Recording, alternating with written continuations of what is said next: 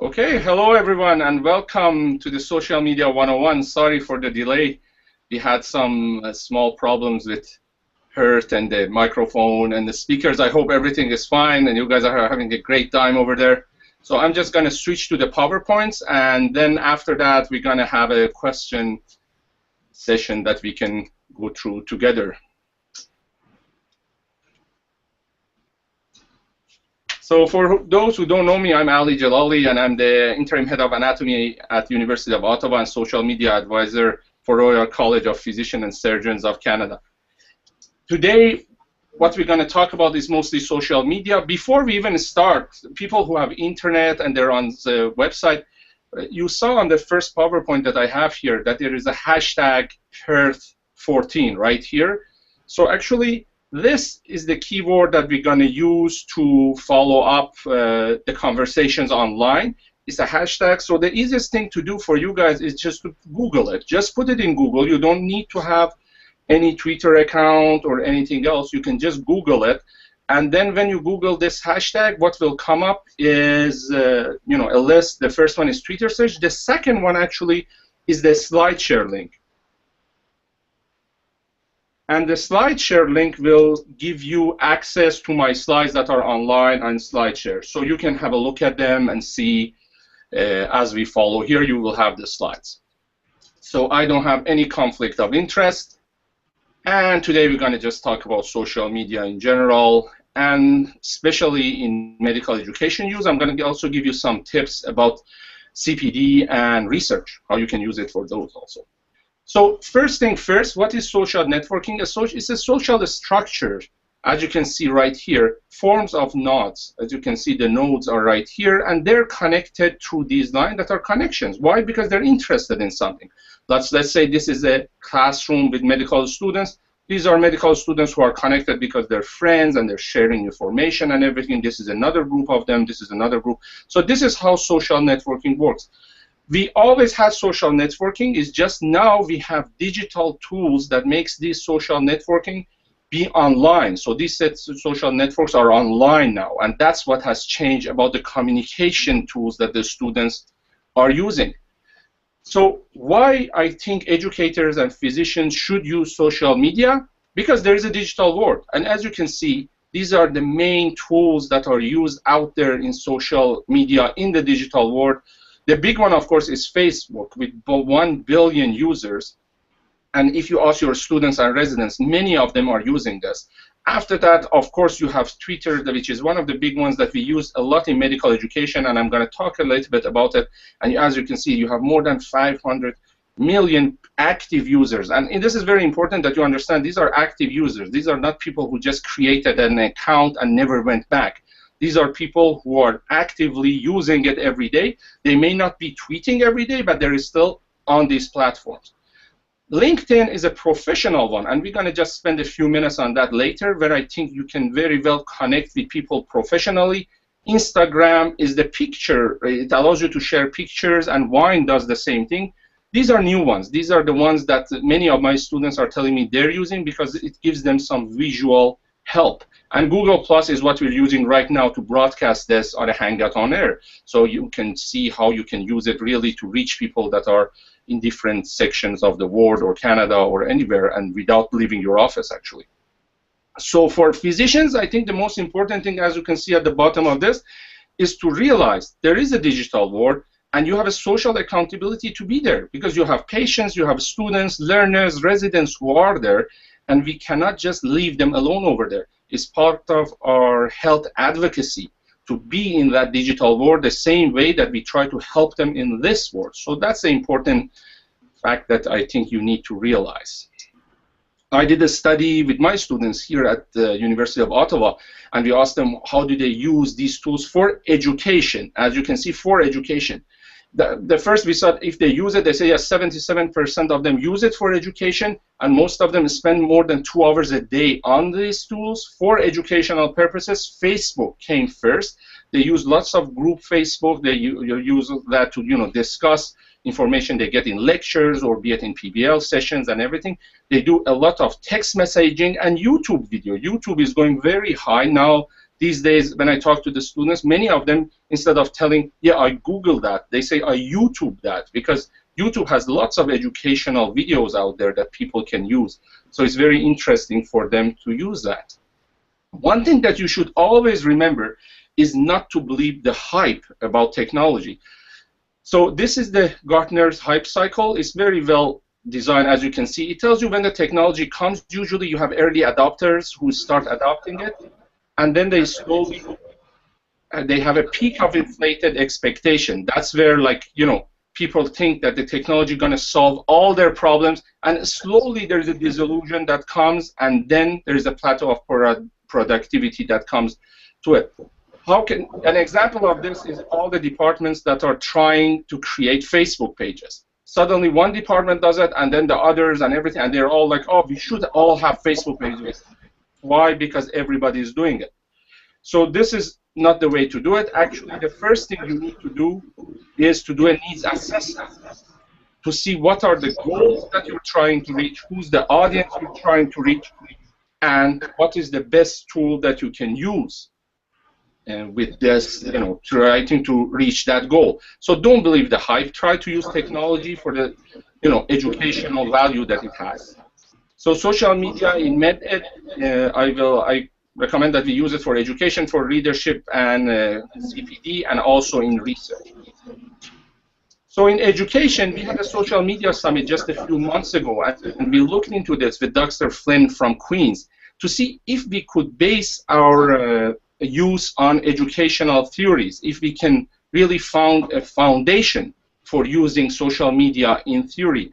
And yes, we can. We actually have theories that support this. For example, social development theory, communities of practice, connectivism, constructivism. Constructivism is the one that I like, because constructivism is the one that tells you that the students need to construct knowledge, and they construct it better when they're in groups, as Vygotsky says in the social constructivism. So there are theories that tell you that people learn better when they're on a social network. And if you want to follow this a little bit more, you can have a look at the hashtag SoMeSummit. That will allow you to follow up with this, and you can follow it on Twitter, because we had been using this hashtag during ICRE to tweet about this, so you can have a look at those. How I use this in education, I have a Facebook page actually. I created a Facebook page a few years back, and the reason was because I realized my students don't check emails much, but they're on Facebook more often. So I said I should go where the students are, and that's what I did. I went and created a Facebook page. Now, just to be clear, Facebook accounts give you a Facebook wall where you see your feed, but it doesn't mean you have to become friends with students and then you start, you know, friending each other. You can create a completely separate Facebook page that will allow you, as you can see, mine is completely called iAnatomy. I don't see the people who like my page. I don't see their private wall, and they don't see my private wall. They just get whatever I post here on their newsfeed. So it's the way to communicating with the students on the tool that they were using. I asked them, and I think from, you know, it was something like 93% who had it. We still send stuff by email, because for the people who don't have it, but just so you know, to have a look at the Facebook page, you don't really need to have a Facebook account. It's a public domain. You just click on the site, and my site is eAnatomy, as you can see. If you go to eanatomy.ca, you can find it. It's open to everybody. You don't need a Facebook account to have a look at that. The other thing that students do a lot is Facebook groups. So they get into the groups. You need to invite the people you want in the group. You can make the group private or public, but that's another way for them to get together and study, you know, what they want. Another tool that you can use in education is Google+. That's what we're doing here. As you saw, I started the Hangout on air for this session, and it's publicized, and people can say, yes, I'm going, maybe, I'm waiting for a reply for these guys, but people can see it. They can ask questions if they want and everything. The other thing also that Google+, which is the equivalent of Facebook for Google, allows you to do is to create groups. It calls it communities. So the students can not only chat with each other using the camera and the Hangout feature. You don't have to do Hangouts on air, actually. You can just do Hangouts with the friends that you have, and it will be like kind of like a Skype type of meeting.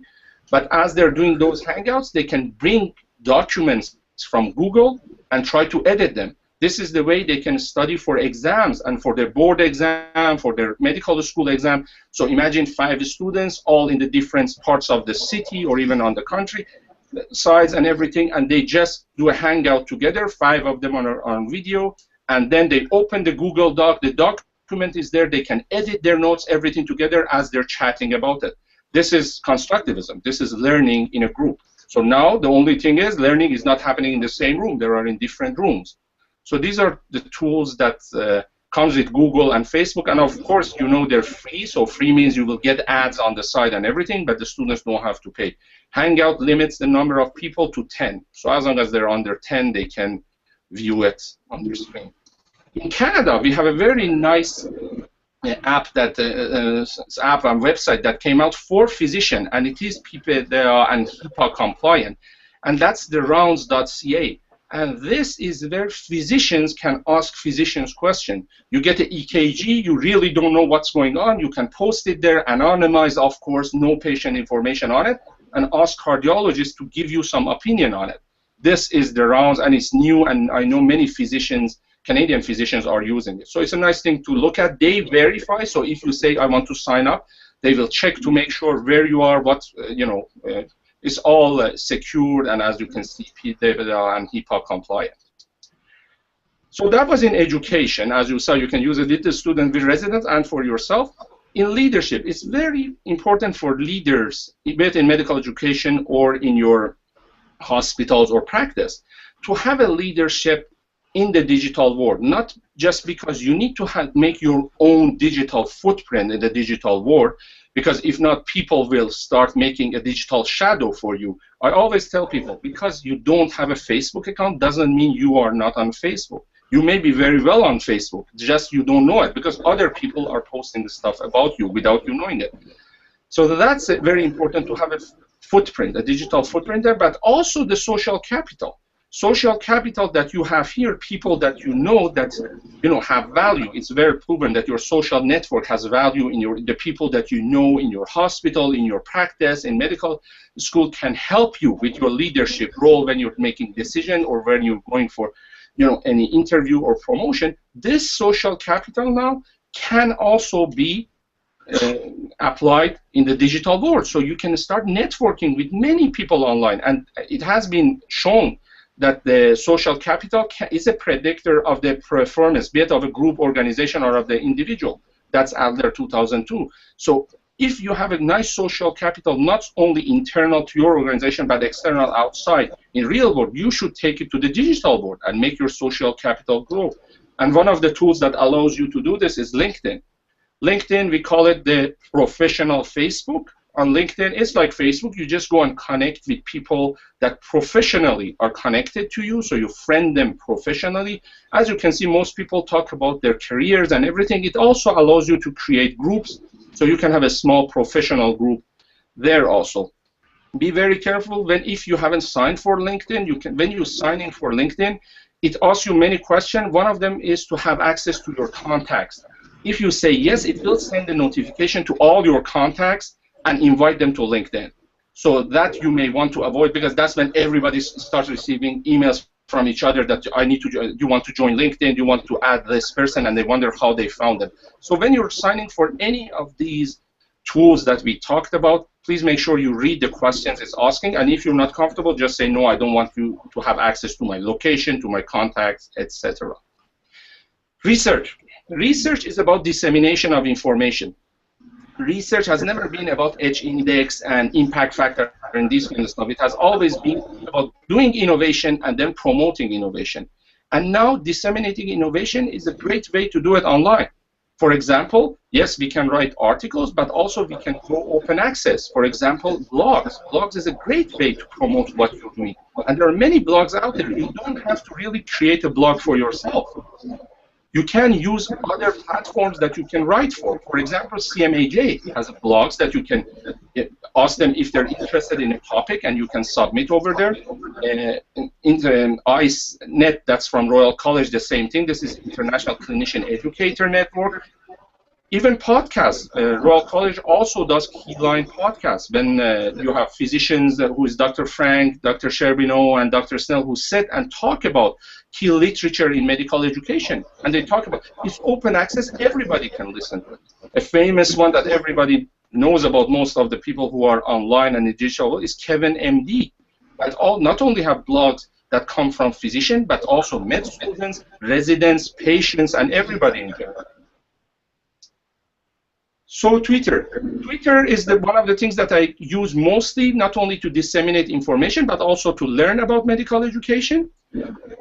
Twitter is a microblogging for people who don't know. It's texting of internet. There is really just two things to know about Twitter. It's not that complicated.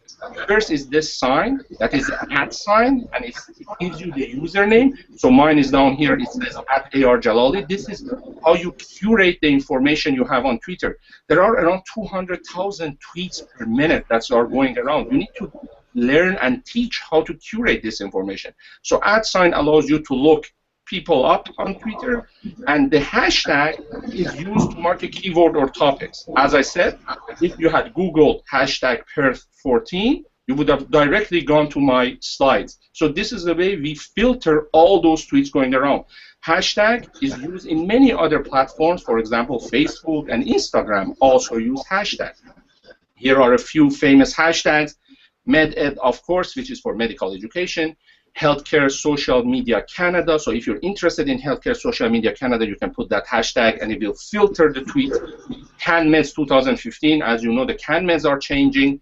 So if you're interested in medical education conferences, be it CCME, Canadian Conference in Medical Education, or ICRE, International Conference of Resident Education, they both have their conferences hashtag that you can follow from far. I followed AAMC, American Association for Medical Colleges conferences from my office, just following this hashtag.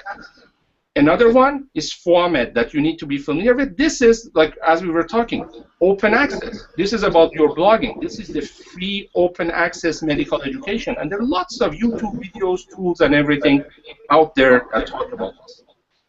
If you're getting on Twitter, you can start small. Just follow a few people. You don't have to follow more than 5, maybe 10 people at the beginning. Look what they're talking about and don't be afraid to interact.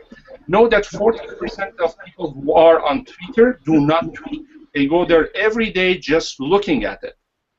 But you can start tweeting. If someone say, hey, welcome to Twitter, you can say, oh, thank you very much. That's it. But you don't have to tweet at all. 40% of people, as we mentioned, don't.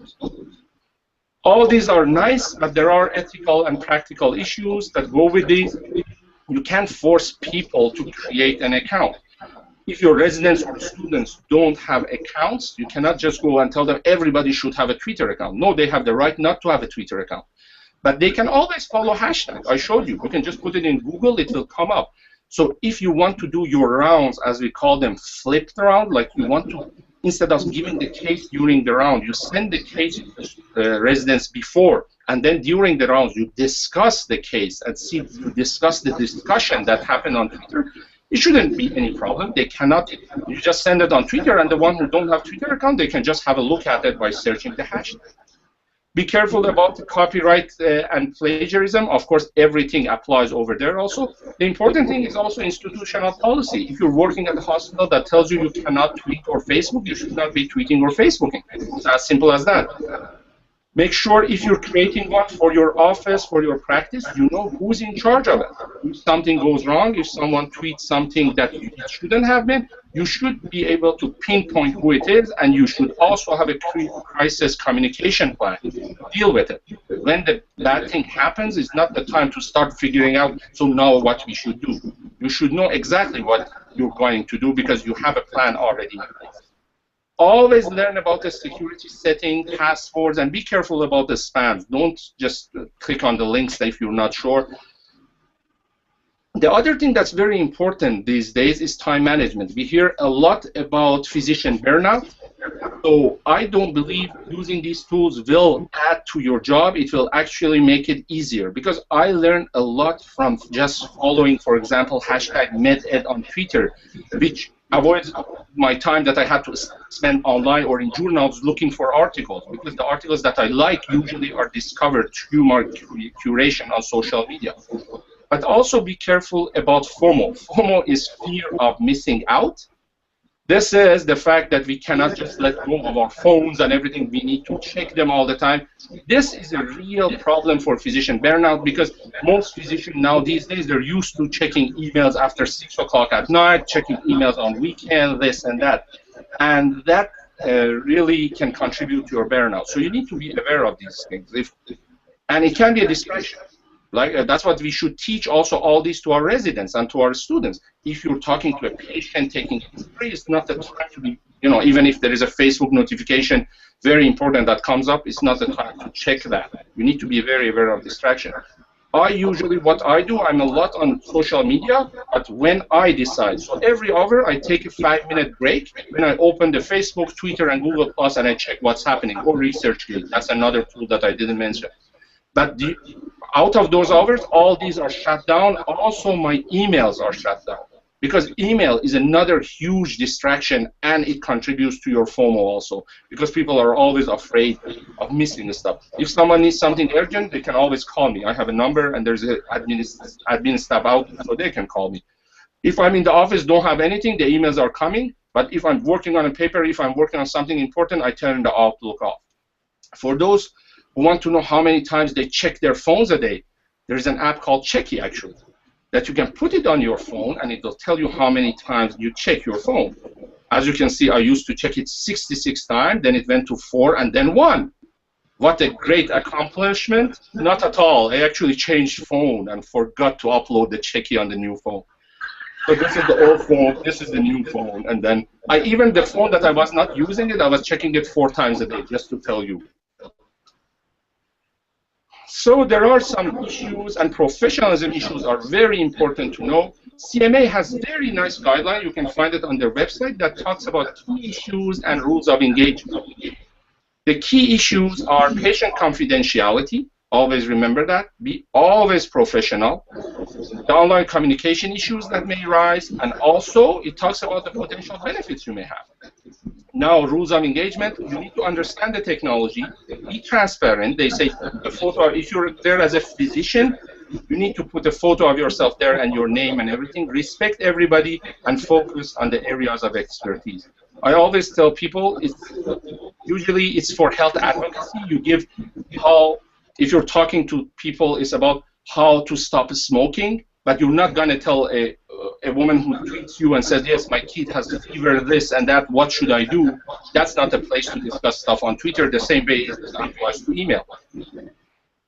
And Dr. Ellen Chase is there today, so it's a great way to ask her the questions you have after I'm done, because CMA Perspective came out in October, and she contributed very much to this, and she gave an excellent talk at ICRE about social media, the opportunities, but also the realities and all the rest. So if you haven't received this, please upload it online. It's online, and Ellen is there, and she can answer all your questions about all this stuff on CMPA. Take advantage. When CMPA people are there, she knows everything. So I'm going to end up with a few take-home messages. I think physicians and educators should be on these tools because it's part of your health advocacy and social accountability. You can use it for your education, for professional development and research. Needs assessment, always first. Know the goal, know the audience, know the best tool to use. Technology is only a tool, so don't believe the hype. Start small, 1 or 2 platforms. You don't need, usually it's recommended you cannot go more than 3. So 1 or 2 or 3 platforms is fine, but not more, because you will be just diluting your effort, and you will just, it's no use. Make sure you know about time management and curation tips, and also teach all these to your residents and other educators and medical students.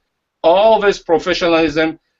In the digital world, things get disseminated very fast, very wide. You send a tweet, in 3 seconds, it's gone to 5,000 people. So always be professional, and no privacy online. Think twice, tweet once. Thank you very much.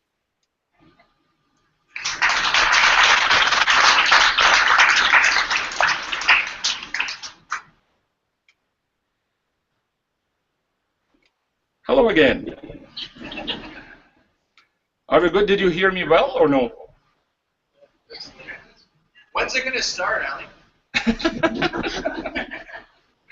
Almost. Was that Eric? I recognize the voice.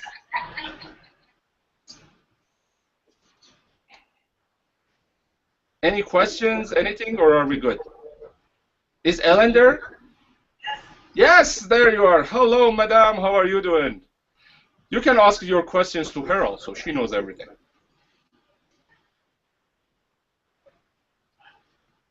No questions? Sorry, if you have a question, I think you need to come closer, or if there a mic or something, because I don't hear very well the questions if you're far away. Sure, I just wanted to say thank you for mentioning for people to pick up the phone instead of just always emailing. Ah, yes, of course.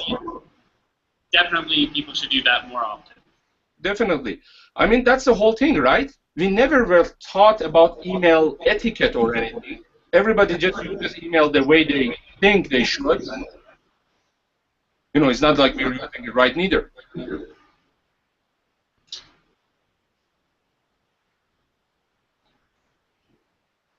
All good? Okay.